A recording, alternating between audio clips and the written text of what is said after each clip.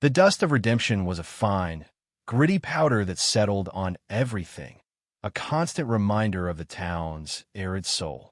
It clung to the raw timber of the saloon, coated the tongues of its bitter inhabitants, and settled in a pale film over the world of the girl who stood at the center of the street.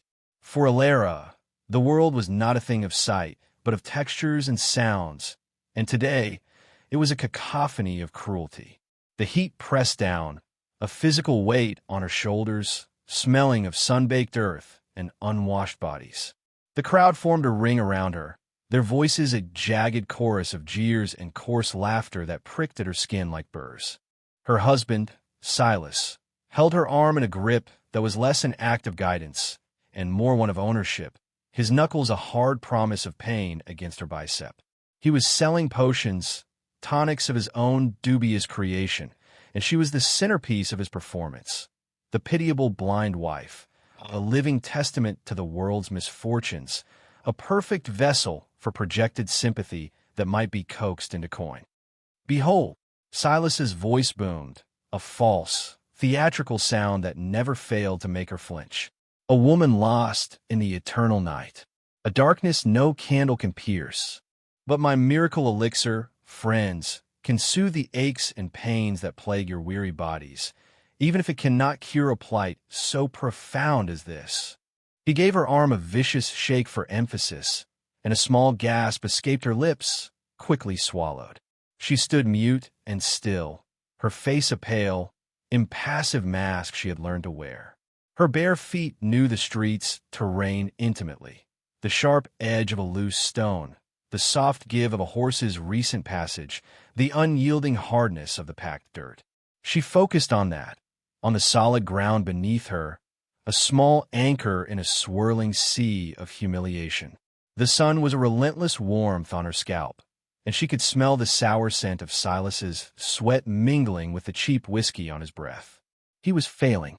The crowd was restless, their amusement curdling into impatience. She could feel the shift in the air, the subtle change in the pitch of their muttering. It meant the evening would be worse. His failure always found its outlet on her skin. From the shaded boardwalk in front of the mercantile, Ezra Callahan watched. He was a man apart from this town, a figure of quiet wealth and solitude whose vast ranch lay miles out, a world away from this petty squalor. He rarely came to redemption, and only when necessity demanded. Today, it had been a matter of securing a new part for a pump, a simple errand that had soured the moment he saw the gathering in the street. He was not a man given to meddling. He believed people forged their own miseries and were, for the most part, entitled to them. Yet, the sight of the girl held him captive.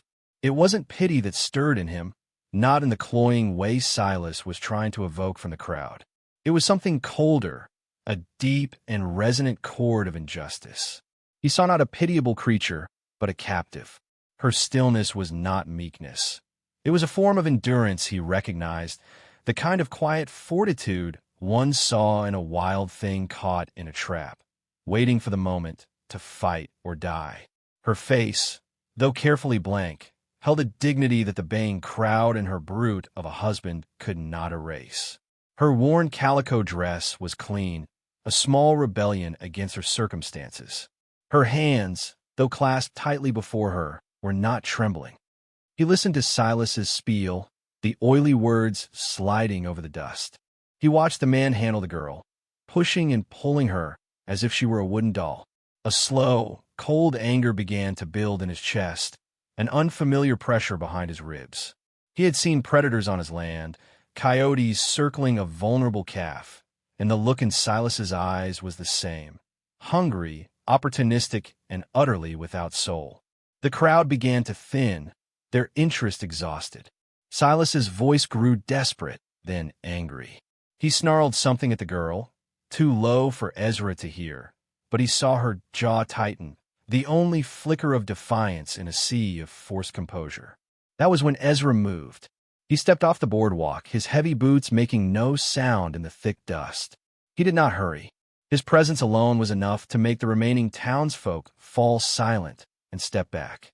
He was a large man, not in a boisterous way, but in a manner that suggested permanence, like a boulder or an old oak. He stopped a few feet from them, his shadow falling over Alara. She stiffened, sensing the sudden shift in the atmosphere, the abrupt cessation of noise, the new, focused attention. A different kind of silence had fallen, heavy and expectant. Silas turned, his face a mask of blustering irritation that faltered when he saw who it was. Greed and fear warred in his eyes. "Mr. Callahan," he said, his tone turning obsequious. "An honor. Perhaps a man of your stature has need of a remedy for the burdens of responsibility?" Ezra's gaze did not flicker from the girl. He saw the faint, almost imperceptible tremor that now ran through her frame. She was not afraid of the silence. She was afraid of what had caused it. He spoke, and his voice was low and level, yet it carried across the street with the clarity of a tolling bell. "I have no need of your remedies," he said, his eyes finally moving to meet Silas's. "But you have something I want." Silas blinked, confused. "My tonics? A special price for you, sir, very special." "Not the tonic," Ezra interrupted, his voice dropping even lower, imbued with a quiet finality that tolerated no argument. "The girl." The silence that followed was absolute. Silas stared, his mouth agape, a parody of disbelief. Alara stood frozen between them, a pawn in a game whose rules had just been violently rewritten. The sun beat down, and in the space of a dozen heartbeats, the entire trajectory of her life hung suspended in the dusty, unforgiving air of a town that had long since forgotten the meaning of its name. She could feel the stranger's gaze on her, a steady, unreadable weight. It was not the leering appraisal she was used to from other men, nor the pitying glances of the townswomen. It was something else entirely, something she had no name for, and it terrified her more than Silas's predictable cruelty ever could. It felt impossibly like a choice, and she had forgotten what a choice felt like. A transaction, that is what it was, a trade of property conducted in the open street with the sun as its only witness. Alara stood between the two men, feeling the tension pass through her like a current. Silas's shock had quickly morphed into a sly, calculating greed. She felt his grip on her arm loosen, his fingers beginning to tap a rhythm against her skin, a nervous, avaricious beat. "The girl," he finally managed, a high, incredulous squeak in his voice. "Sir, she is my wife, bound by law and God. She is not for sale." The lie was so bald, so transparent, that a low murmur rippled through the dregs of the crowd, still watching. Silas's claim to godliness was as hollow as his promises of miracle cures. Ezra Callahan did not react to the mention of God or law. His expression remained unchanged, his posture relaxed but rooted. "Everything has a price in this town," he stated, not as a question, but as a fact of nature, like sunrise. "Your horse, your wagon, your tonics. Name yours." He reached into the inner pocket of his coat, the soft rustle of leather and paper a sound that drew Silas's attention like a moth to a flame. Alara could smell the sudden, sharp scent of his desire, a metallic tang in the air. She remained perfectly still, her head bowed, her entire being focused on the sounds that would decide her fate. The clink of coin would mean one thing, the tearing of paper another. Silas hesitated, a pathetic pantomime of a conflicted husband. She is my helpmeet, my companion. She is your spectacle," Ezra corrected, his voice devoid of heat, yet slicing through Silas's pretense. "And the show is over. How much to end it?" He pulled a small, thick wad of bills from his pocket, held together by a simple leather band. He did not flourish it, but simply held it in his palm. The sight was enough. Silas's breath hitched. Alara heard the small, wet sound of him swallowing his last vestiges of feigned morality. "A man of your means, you understand the value of loyalty, of companionship," Silas stammered, his eyes glued to the money. $500, the amount was absurd, a fortune. It was a bluff, a desperate grab. The crowd gasped. Silas had overplayed his hand, Alara thought, a cold knot of despair tightening in her stomach. The stranger would laugh. He would walk away, and she would be left with Silas and the full, terrible weight of his thwarted greed. But Ezra did not laugh. He did not even blink. He simply peeled off a number of bills, his movements economical and precise. He counted them slowly, deliberately, the crisp snap of each note a punctuation mark in the suffocating silence. He was not just buying her. He was making a statement to the whole town. He was demonstrating the vast, unbridgeable gulf between his world and theirs. He folded the bills and held them out. "Your price," he said. Silas snatched the money from his hand, his fingers trembling. He stuffed it into his pocket without counting, a frantic, furtive movement. He then shoved Elara forward, a rough, final gesture of dismissal. "She's yours." His grip was gone from her arm. For a terrifying second, she felt unmoored, adrift in the center of the hostile world she knew. She swayed, her bare feet uncertain on the hard-packed earth. Before she could fall, a large, warm hand gently took her elbow. The touch was firm but without pressure, a stark contrast to Silas's bruising grip. It was a touch that guided, not commanded. "Come," Ezra said, the single word a quiet order. He turned, leading her away from the tableau of her old life. She could hear Silas's hasty retreat, the clatter of his unsold bottles as he gathered his things, eager to be gone with his prize. She heard the whispers of the crowd, a new sound of awe and disbelief replacing their earlier scorn. She did not look back, for there was nothing to see. She focused on the hand on her elbow, the steady rhythm of the man's stride, the solid feel of his presence beside her. He led her across the street to a large wagon, its timbers sturdy, the leather of its harnesses well-oiled and clean.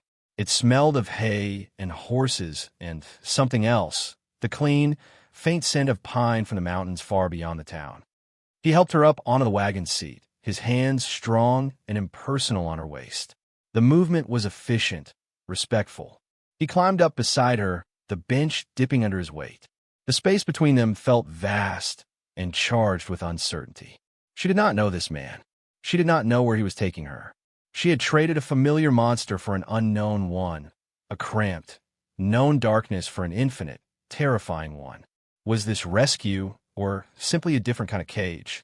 She sat rigid, her hands clutching each other in her lap, her senses straining to read the man beside her. He smelled of leather, clean sweat, and the open air. There was no trace of whiskey or malice. He clucked to the horses, the wagon lurching into motion. The rhythmic clopping of hooves and the creak of the wheels began, pulling her away from redemption, away from the only life she had ever known. The sounds of the town faded behind them, replaced by the sighing of the wind across the open plains. She did not speak. He did not speak. The silence stretched between them, a fragile bridge being built over a chasm of fear and hope. The journey was a long passage through a world she could only measure in sound and sensation.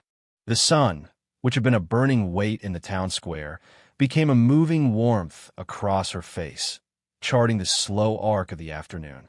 The constant, rhythmic jostling of the wagon became a kind of lullaby, a stark contrast to the sharp, unpredictable movements that had defined her life with Silas. Ezra drove the team with a steady hand, the horses falling into an easy, mile-eating trot. He did not speak, and Elara was grateful for the silence. Words had so often been weapons used against her. This quiet was a balm. It allowed her to listen, to learn. She learned the sound of his breathing, a slow, even cadence that spoke of a deep-seated calm. She learned the subtle shifts of his weight on the bench as he navigated a rut in the road, the soft creak of the leather reins in his hands. These were the first words of a new language, one of action and presence, not of speech. After an hour, the oppressive heat of the lowlands began to recede, replaced by a cooler, cleaner air that carried the scent of sagebrush and dry grass. The road began to climb, the wagon tilting at a gentle angle. The world was growing larger around her. She could feel it in the way the wind moved, no longer trapped by buildings but sweeping free across a vast, open space. She dared to lift her head slightly, turning her face toward the breeze. It felt like a cleansing, washing away the dust and degradation of redemption. A memory surfaced, unbidden, of a time before Silas, a dim recollection of her mother describing the prairie as a great, green ocean. She had never understood the comparison until now, feeling the immense, unbroken current of air. He must have noticed the small movement, the slight shift in her posture. A moment later, she heard the sloshing of water in a canteen. He pressed it into her hand. The metal was cool against her skin. "Drink," he said. It was the first word he had spoken since come. His voice was the same as it had been in the street. Low, level, and without inflection. It was not a command so much as a simple statement of need. She drank, the water cool and clean, washing the last of the town's grit from her throat. She passed the canteen back, her fingers brushing against his. His hand was large and calloused, the skin rough with work, but his touch was gentle as he took it from her. The small, fleeting contact sent a tremor of awareness through her, a sensation so foreign it was almost alarming. It was a touch without demand, without threat, a simple human connection. When the sun began to dip low, painting the inside of her eyelids with a soft, orange glow, he pulled the wagon to a halt. The sudden silence was profound. "We'll rest here," he said. She heard him climb down, the soft thud of his boots on the earth. He moved around the wagon, his footsteps sure and unhurried. There were the sounds of work, unhitching the horses, the jingle of harnesses, the soft murmur of his voice as he spoke to the animals. He was a man who was gentle with his beasts. It was a small detail, but it settled something deep inside her. A man cruel in his heart is cruel to all lesser things. This man was not. He returned to her side of the wagon. "I have jerky and bread," he offered. "Are you hungry?" She was. She had not eaten since the stale crust Silas had thrown at her that morning. But the knot of fear and uncertainty in her stomach was still tight.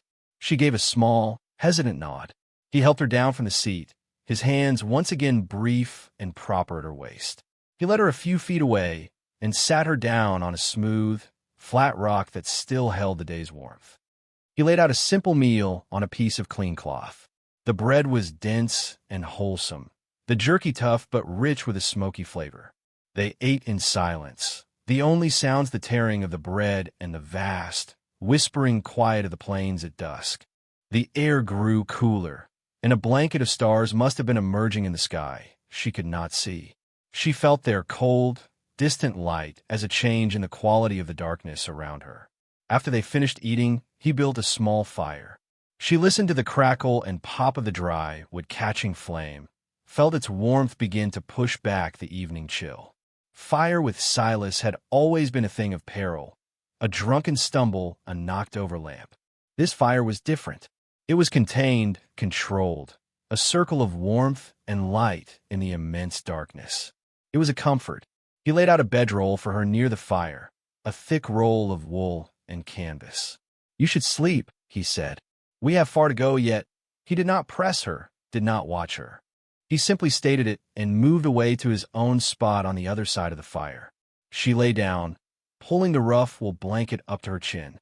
The firelight flickered against her closed eyelids, a dance of red and gold.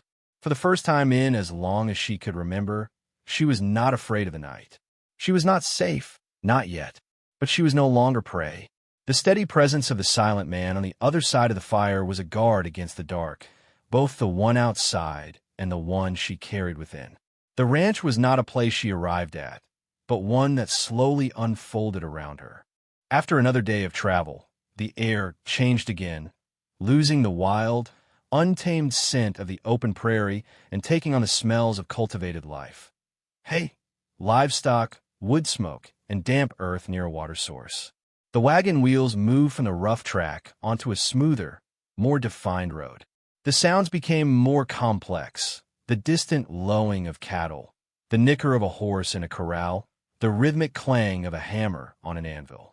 Ezra's ranch was not just a piece of land.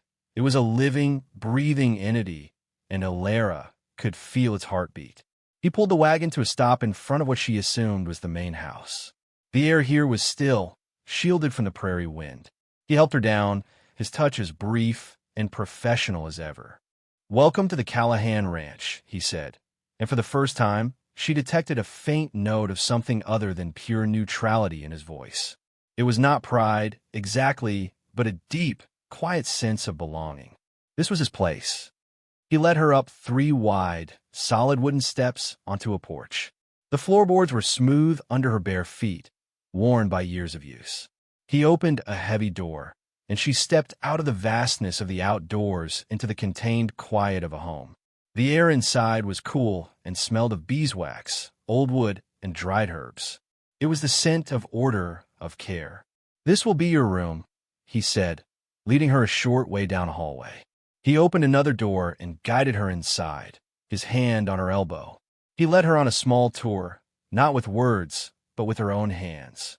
He placed her hand on the rough, woven blanket of the bed, then on the cool, smooth wood of the dresser. He guided her to the window, her fingers tracing the frame and the cool glass.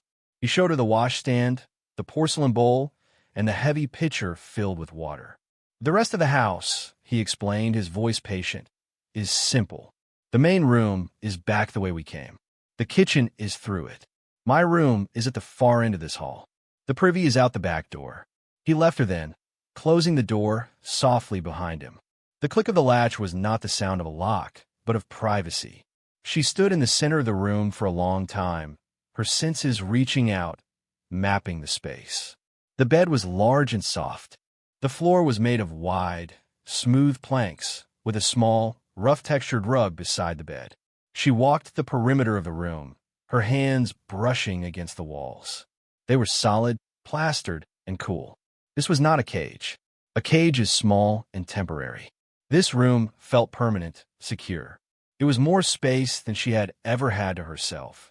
With Silas, she had slept on a thin pallet on the floor in whatever corner of their squalid room he wasn't occupying. This room, this bed, was a luxury so profound it felt like a dream. She sat on the edge of the mattress, the springs giving a soft sigh under her weight. The silence was complete. There were no jeering crowds, no angry tirades, no sounds of violence. There was only the distant, peaceful rhythm of the ranch. Later, a soft knock came at her door. It was Ezra. "I've brought you something," he said.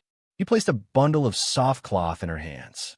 It was a dress made of simple, sturdy cotton and a pair of soft leather slippers. They were clean and smelled faintly of soap. "There is a bath prepared in the kitchen, if you wish it. I will be out at the barn for the next hour." He gave her privacy without her having to ask for it. The bath was another revelation. In a large copper tub in the spacious, warm kitchen, she washed away years of grime and humiliation. The water was hot, scented with rosemary. It was an act of purification, a sloughing off of an old skin. She emerged feeling lighter, cleaner than she had felt in a memory. She put on the new dress. It fit her as if it had been made for her, the fabric soft against her clean skin. The slippers were a miracle, protecting her feet from the rough world. When Ezra returned, he found her sitting in a chair by the unlit hearth in the main room. He stopped in the doorway, and for a long moment, the silence was thick with unspoken things. She could feel his gaze on her, and for the first time, she did not feel the need to shrink from it. She simply sat, her hands folded in her lap, a woman scrubbed clean of her past, waiting to see what the future held. He said nothing of her changed appearance, but he set a wooden tray on the table. It held a bowl of thick stew and another piece of bread. He had made her dinner. It was a simple act, an anchor of normalcy in the sea of strangeness, and it meant more than any poetry or promise could have. It was a gesture that said, "You are here. You are safe. You will be fed."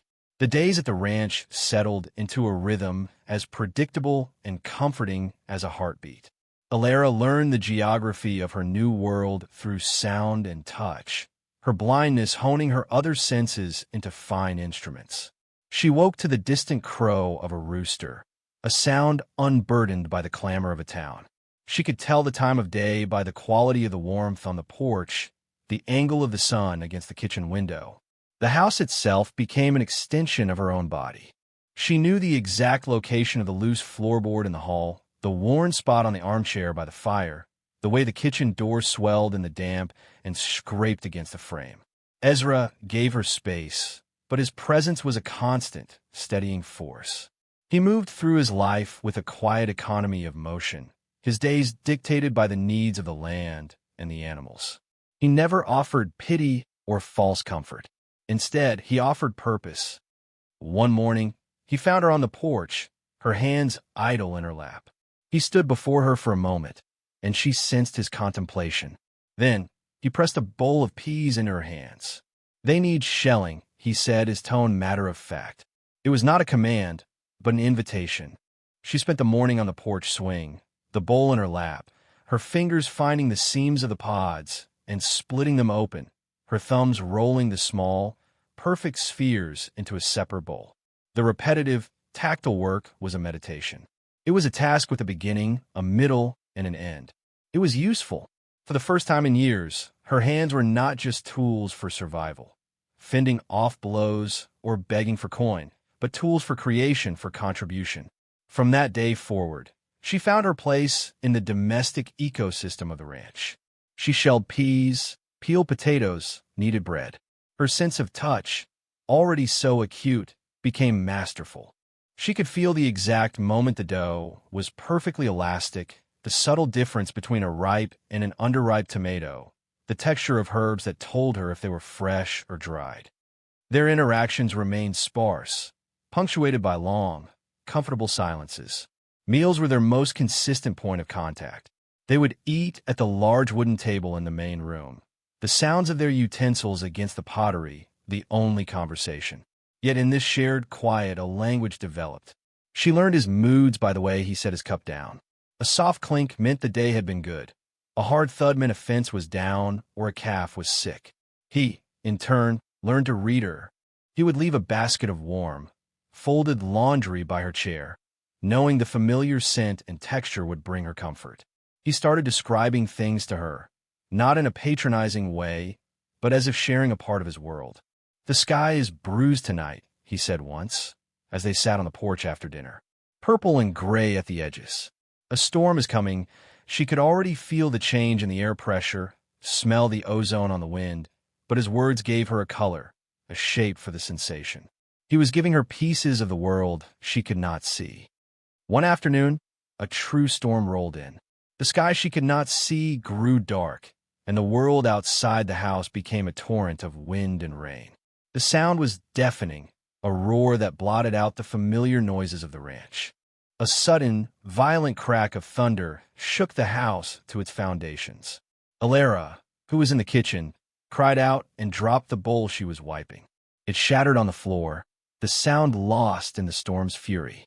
She sank to her knees, her hands covering her ears, trembling. The chaos was too much, a sensory assault that reminded her of the mob in Redemption, of powerlessness, of violence. The back door flew open, and Ezra was there, bringing the wind and rain in with him. He saw her on the floor, and in 2 long strides, he was kneeling in front of her. He did not speak. He simply placed his large, warm hands over hers, steadying them. His touch was an anchor in the storm, a solid point of calm in the swirling chaos. He stayed there with her on the floor, his hands over hers, until the worst of the thunder passed and the storm settled into a steady, drumming rain. His presence was a shield. He did not tell her not to be afraid. He did not belittle her fear with logic. He simply shared it, absorbed it, and waited for it to pass. When the trembling subsided, he gently removed his hands and began picking up the larger pieces of the broken bowl. "It's all right," he said, his voice a low rumble beneath the sound of the rain. It was just a bowl, but she knew he was talking about more than the bowl. He was telling her that her fear was all right, that her past was all right, that here in this house, even when things broke, it was all right. She reached out, her hand finding his arm. "Thank you," she whispered. He placed his hand over hers again, a brief, firm squeeze. In that moment, in the heart of the storm, the fragile bridge of silence between them was fortified with something new, something stronger. It was trust, earned not with words, but with the shared vulnerability of a stormy afternoon and the quiet promise of a steady hand in the dark. The suggestion when it came, was as gentle and unexpected as the first spring thaw. They were sitting on the porch one evening, the air cool and smelling of rain-washed earth. For weeks, a new level of ease had settled between them. The silences were no longer just comfortable. They were communicative. Alara had found a sense of peace in the dark, ordered world she had built for herself. Her strength had returned, not the brittle endurance she'd had with Silas, but a deeper, more rooted confidence. She knew her worth here. She was not a burden or a spectacle. She was a part of the ranch's life. Alara, Ezra began, his voice hesitant, a rare quality for him. She turned her head toward the sound, waiting. I was in town last week. Not Redemption, a bigger town to the east. I was speaking with the doctor there. A knot of apprehension tightened in her stomach. The word doctor was tied to Silas's quackery, to false hopes and public examinations. He was telling me about a man he knows, a specialist in St. Louis. Ezra paused, choosing his words with immense care. He works with eyes. He has had success. With cases like yours, the world seemed to tilt slightly. St. Louis, a specialist, success. The words were abstract, distant, yet they landed with the force of stones, disrupting the placid surface of her quiet life. She had long ago accepted her blindness. It was not a curse or a condition to be cured. It was simply the framework of her existence. She had learned to navigate it, to find strength within it. The darkness was her home, and she knew its every corner. This idea he was proposing was not a gift of light, but an eviction notice. "Why are you telling me this?" she asked, her voice barely a whisper. The question was not an accusation, but a genuine plea for understanding. "Because it is a possibility," he said simply, "and you should be the one to decide if it's a possibility you want to entertain." He wasn't pushing her. He was just opening a door she hadn't even known existed. But the thought of walking through it was terrifying. To see what would that even mean? The world she knew was made of touch, of sound, of scent, of warmth and cold. It was a rich, textured tapestry she had woven for herself. The world of sight was an unknown country, and she feared she would be a stranger there, clumsy and lost. The strength she had so carefully cultivated, her confidence in navigating her familiar darkness, would it all vanish in the glare of a light she couldn't comprehend? "I don't know," she said, her hands twisting in the fabric of her dress. "I wouldn't know how. You would learn," he said, his voice steady. "The same way you learned this house. The same way you learned the feel of the dough." His faith in her was a palpable thing, a warm pressure against her fear. But the fear was deep. What would he look like? What would she look like? The thought of seeing her own reflection was dizzying. In her mind, she was formless, a collection of sensations and thoughts. To be confronted with a physical self, an image to be judged by the world, by him, it was a vulnerability she had not felt since the day he bought her. She had felt his gaze, but she had never had to meet it. "It would cost a great deal of money," she said, grasping for a practical objection. "That is my concern, not yours," he replied without hesitation. The finality in his tone removed that obstacle completely. This was not about money. It was about her. The choice was hers, and its weight was immense. For days, she wrestled with it. She performed her chores with her usual precision, but her mind was elsewhere. She found herself trying to imagine the world he described. The bruised sky, the gold of the afternoon sun on the wheat fields. They were just words, beautiful but empty. To trade her rich, tangible reality for a collection of empty words felt like a fool's bargain. She would close her eyes, a meaningless gesture for her, but a symbolic one, and try to feel the world more intensely, clinging to the sensations she knew, afraid they might be taken from her. One evening, as he was banking the fire for the night, she finally spoke. "This man," she said, her voice quiet but clear in the still room, "in St. Louis. Is it a certainty?" Ezra straightened up, turning to face her. "No," he said honestly. "There are no certainties. There is only a chance. It was a small, fragile word, but it held a universe of possibility. to live the rest of her life knowing that there had been a chance, and that she had been too afraid to take it. Could she accept that? Could she live with the ghost of a world she had refused to see? Her life with Silas had been about survival, about enduring what was forced upon her. Her life at the ranch had been about finding peace, about accepting her circumstances. But this was different. This was about choosing to change those circumstances. It was the ultimate act of agency. She took a deep breath, the air filling her with a terrifying, exhilarating resolve. "All right," she said, the word small but firm.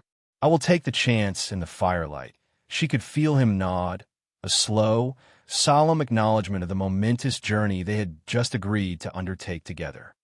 The journey to St. Louis was a world apart from the desperate flight from redemption. Where the first had been a passage from terror to uncertainty, this was a deliberate pilgrimage toward a fragile hope. They traveled by train, roaring, shuddering beast of iron and steam that was, for Alara, a symphony of new and overwhelming sensations. The rhythmic clatter of the wheels on the track, the lonesome cry of the whistle, the constant, gentle vibration that hummed through the floor and up in her bones. It was the sound of progress, of moving towards something unknown. The train car was a microcosm of humanity, a jumble of voices, coughs, and laughter, the smells of perfume, food, and coal smoke mingling in the close air. Ezra sat beside her, a silent, solid bastion against the sensory onslaught. He had secured a private compartment for the longest leg of the journey, a small mercy that gave her a haven from the press of the crowd. In that small, moving room, he described the changing landscape outside her window. "We're passing through the hill country now," he would say. "The trees are thick, mostly oak and hickory. Their leaves are turning. They are the color of fire and rust." He did not use poetic language, but his simple, direct descriptions painted pictures in her mind, giving her a vocabulary for the world she might soon see. He was her eyes, and she began to trust his vision of the world implicitly. The city, when they arrived, was a tidal wave of noise. The clamor was a physical force, a relentless assault of steel wheels on stone streets, of thousands of voices shouting, of bells and whistles, and the unending thrum of industry. It was redemption magnified 1,000 times, and her first instinct was to shrink, to retreat into the quiet fortress of herself. But Ezra's hand was there, a steady presence on her elbow, guiding her through the chaos with an unshakable calm. He navigated the crowded streets, his body a shield, his quiet voice in her ear the only thing she focused on. Just a little further. We're almost there. The doctor's office was an oasis of quiet antiseptic order. Dr. Alastair Finch was a man whose essence was conveyed through his voice and hands. His voice was gentle, imbued with a soft-spoken confidence, and his hands, when he examined her eyes, were impossibly light, his touch both clinical and kind. He did not speak to Ezra. He spoke directly to her. "Your eyes have suffered significant trauma, Mrs. Callahan," he said, using a name that startled her, though Ezra had likely used it for the sake of propriety. "The structures are damaged, but the nerves appear to be intact. There is hope. That word again. This time, it was spoken by a man of science, a man who held the possibility of her future in his skilled fingers. The procedure was scheduled for the following morning. That night, in the quiet hotel room, a profound fear settled over Alara. It was the fear of the precipice, the terror of the final step before the plunge. "Ezra," she whispered into the darkness of the room, where he sat in a chair by the window. "What if it doesn't work?" "Then we will go home," he answered without hesitation, "and nothing will have changed. But what if it does?" she pressed, her voice trembling. "What if I see, and I don't like it? What if the world is ugly?" There was a long silence, and she heard him shift in his chair. When he spoke, his voice was softer than she had ever heard it. "The world is what it is, Alara. There is ugliness in it. You know that better than most. But there is also a beauty you can't even imagine. I have seen a sunrise over the plains that would make you weep. I have seen the way the light catches in a horse's eye. I have seen the hawk turn on the wind." He paused. "I hope you get to see those things. But if you don't, Or if you see them and find them lacking, it won't change who you are. The strength you have, it was forged in the dark. The light can't take that away. His words were a profound comfort, a gift. He was not just offering her sight. He was assuring her of her own intrinsic worth, independent of the outcome. He was telling her that he saw her, not her blindness, and that would not change. The next day, she was led into a bright, sterile room that smelled sharply of alcohol. She lay on a table, the world reduced to the sound of Dr. Finch's calm voice explaining the procedure and the reassuring presence of Ezra holding her hand. She felt a prick, a slide into a strange, dreamless sleep. She woke slowly, her head thick and heavy. Her eyes were covered in thick bandages, a soft but total darkness that was deeper than any she had ever known. The world was muffled, distant. Ezra was there. She knew it before he spoke. She could feel his stillness in the room. "It's done," he said softly. "Now, we wait." The waiting was the hardest part. Days passed in the quiet of the hotel room, her world a cocoon of white linen and muffled sound. Ezra read to her, his voice a steady drone that kept the fear at bay. They waited for the light. The day the bandages were to be removed, the air in the doctor's office was thick with a silent, crackling tension. Alara sat on the examination chair, her hands clenched so tightly in her lap that her knuckles were white. Ezra stood beside her, his hand resting on her shoulder, a solid, grounding weight. He had not said much that morning, but his presence was a language all its own, speaking of solidarity and support. Dr. Finch entered, his movements calm and deliberate. "Are you ready, Alara?" he asked, his voice gentle. She could only nod, her throat too tight for words. "Ready?" She was suspended between terror and a desperate, fragile hope. She felt like a new soul about to be born, terrified of the first, harsh breath of a new world. The doctor began to unwind the bandages. With each turn, the muffled sounds of the room grew slightly sharper, the scent of antiseptic more pronounced. The layers of cloth fell away, and a soft, filtered light began to press against her eyelids. It was a strange sensation, a warmth without a source. "All right," Dr. Finch said softly. "I want you to open your eyes now. Slowly. Don't force it." Her eyelids felt heavy, sealed shut by years of disuse. She willed them to move, a tremor passing through her. Slowly, hesitantly, she forced them open, and the world flooded in. It was not a miracle. It was an assault, a chaotic, blinding, incomprehensible explosion of light and color. There was no form, no shape, just a painful, meaningless wash of brightness that made her cry out and squeeze her eyes shut again. "It's too much," she gasped, tears streaming from her burning eyes. "It's all right," the doctor's voice soothed. "That's perfectly normal. Your brain doesn't know how to interpret the signals yet. It's like listening to a language you've never heard before." He was right. It was a language, and she was an infant, unable to parse its grammar. Over the next hour, he had her open her eyes for brief moments, holding up simple shapes, blocks of solid color. A bright red ball was not a ball. It was an aggressive, painful smear of redness. A blue square was a calming, deep blueness. She could perceive color, light, shadow, but she could not connect them to the world she knew. The most disorienting moment came when the doctor held a mirror in front of her. "This is you," he said. She forced her eyes open, peering into the chaos. She saw nothing she recognized. There were patches of color, the pale oval of a face, the dark smudges of eyes, the muted pink of a mouth. But it was the face of a stranger. It was not her. The person she knew lived behind the eyes in the landscape of her mind. This flat, colored image had no connection to her reality. She felt a profound and terrifying sense of disassociation, of being split in two. Ezra finally spoke, his voice cutting through her confusion. "That's enough for today," he said firmly, and she felt the mirror being taken away. He helped her to her feet, his arms securely around her. The journey back to the hotel was a nightmare. The world was a dizzying, nauseating kaleidoscope of flashing lights, moving shapes, and jarring colors. She kept her eyes squeezed shut, but the images were seared onto the inside of her eyelids. She was weaker, more helpless than she had ever been when blind. In the darkness, she had been a queen in her own kingdom. In the light, she was a terrified exile. Back in the hotel room, she sat on the bed, her body trembling. She refused to open her eyes. She wanted her old world back, the familiar, reliable world of touch and sound. "I made a mistake," she whispered, her voice thick with despair. "I want to go home."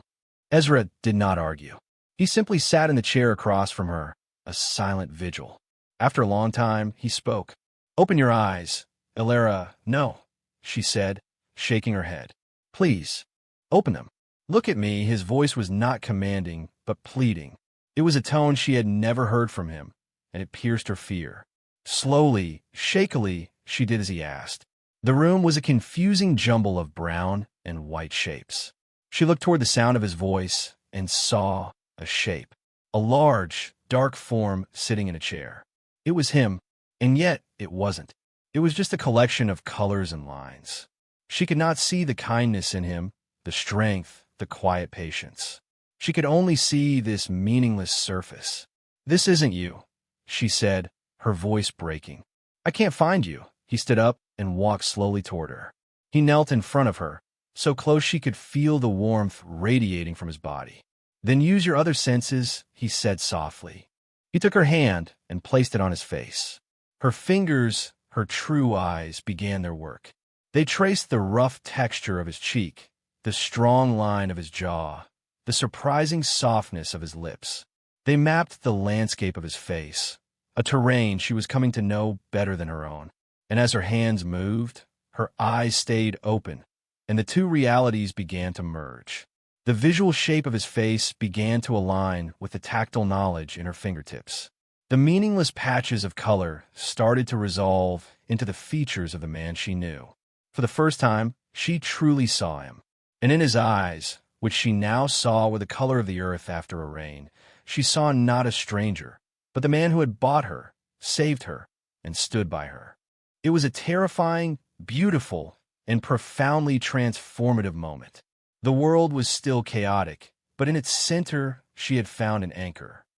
Returning to the ranch was like stepping into a painting she had previously only been able to touch.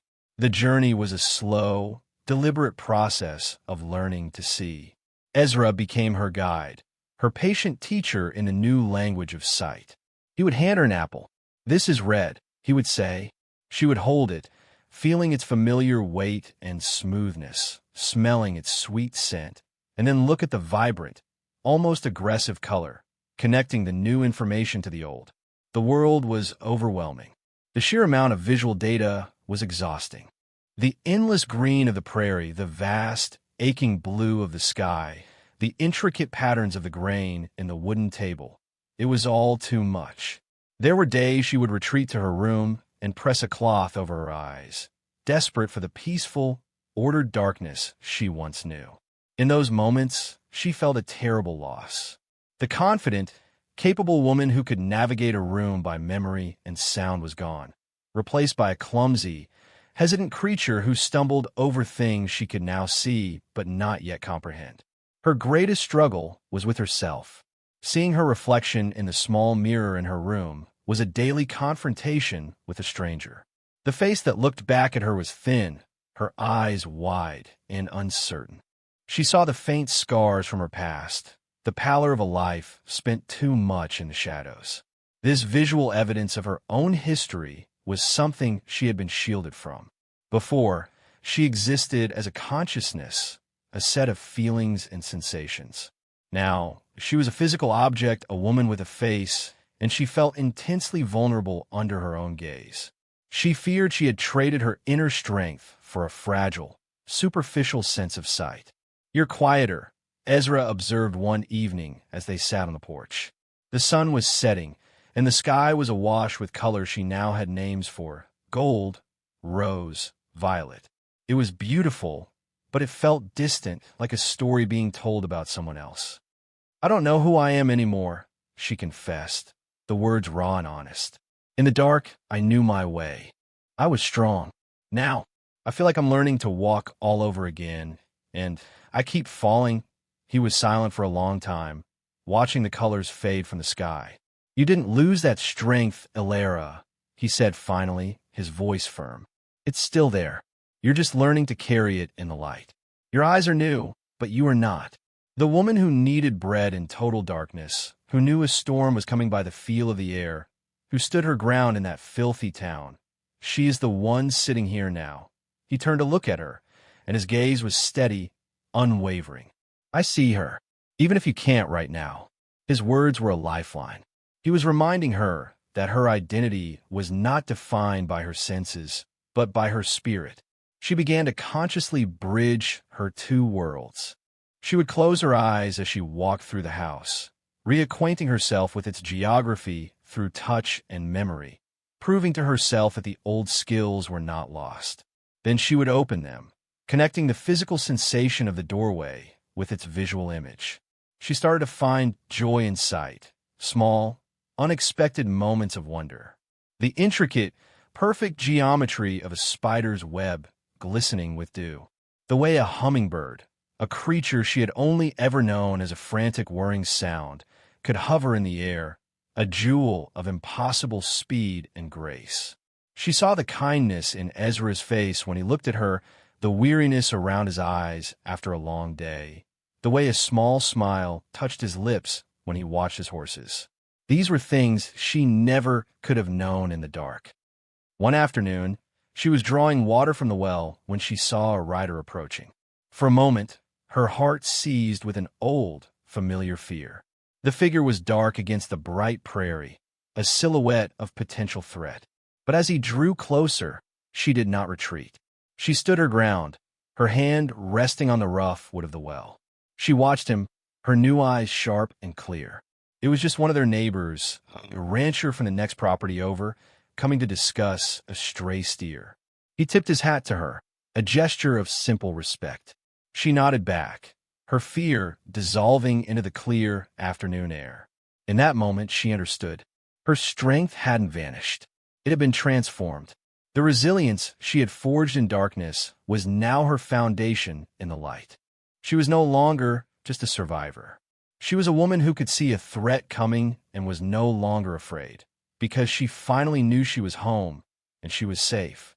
She looked out at the vast, open land, at the ranch that had become her sanctuary, and for the first time saw not just its beauty, but her own place within it.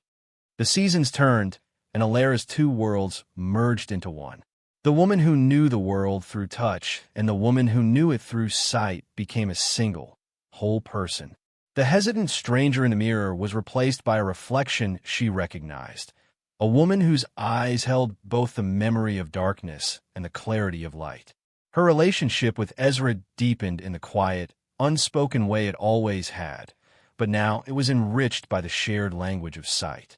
She could see the subtle expressions that crossed his face, and he could see the emotions that flickered in her eyes. Their silent understanding had found a new, visual dimension. One evening, after a simple dinner, he did not rise to clear the table as he usually did.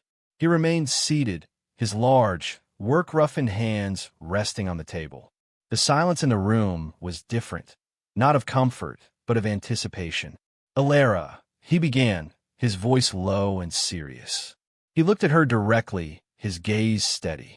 "When I first saw you in that town, I saw a person who deserved more than she was being given. I brought you here to offer you safety. I believe that was all I was doing." He paused, seeming to search for the right words, a rare struggle for such a deliberate man. "But this house was just a structure before you came. This land was just work. You've brought a life to it that was missing. You've brought life to me." Alara's heart beat a slow, heavy rhythm in her chest. She watched his face, the earnestness etched into the lines around his eyes. "What I feel for you," he continued, "is not pity. It is not obligation. It is respect, Alara, deep and abiding. And it has become something more." He took a breath. "I am asking you to be my wife, not as the blind girl I rescued, and not as the woman to whom I gave sight, but as the woman you are now, standing on your own ground. I am asking you because I cannot imagine this life without you in it." It was not a proposal born of passion or poetry, but of something far deeper and more resonant: truth. It was built on a foundation of shared silence, mutual respect, and the quiet dignity they had afforded one another from the very beginning. She looked at him, the man she had come to know first as a sound, then as a presence, then as a touch, and finally as a sight that filled her with a profound sense of peace. He was a rescuer, yes, but he had also been her liberator, not just from Silas, but from the prison of her own fear. He had not given her sight. He had given her the chance to claim it for herself. And in doing so, he had given her the ultimate gift: a choice. Her life was no longer something that happened to her. It was something she could now actively shape. Her answer was not born of gratitude. Gratitude was a debt, and what she felt for him was non-obligation. It was a connection, a partnership forged in hardship and nurtured in quiet understanding. To marry him would not be an end to her journey of self-discovery, but a continuation of it, with a partner who saw her for exactly who she was and who she had been. She thought of the terrified girl in the dust of redemption, a pawn with no will of her own. And she looked at the man before her, who had paid a price for her, not to own her, but to set her free. She reached her hand across the table and placed it over his. His skin was warm and familiar. "Yes," she said, her voice clear and strong. "Yes, Ezra." I will. A slow smile spread across his face, a rare and beautiful sight that made his stern features gentle. It was a smile she would have never known in the dark.